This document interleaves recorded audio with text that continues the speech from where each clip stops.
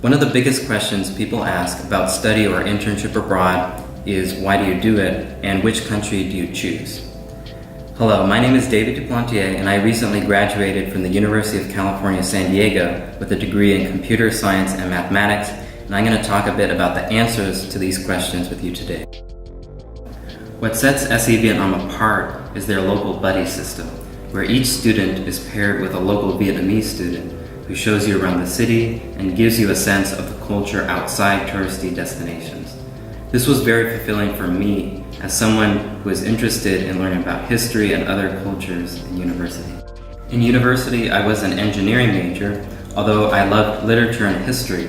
So when I discovered one of UCSD's premier professors was leading the first study abroad in Vietnam, I knew this was my one chance to treat my other passion before leaving university. My study abroad group was unique as each student held personal reasons for choosing Vietnam, as well as the rigor of the classes. Some students were Vietnamese Americans returning to visit family members. Others had family members in the American military deployed to Vietnam.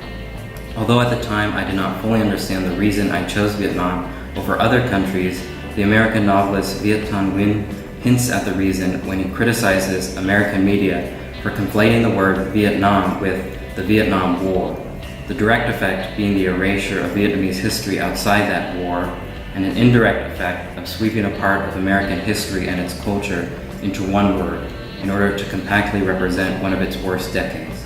So it was that, on the other side of this history, I grew up with only the word Vietnam, not knowing what lay behind it.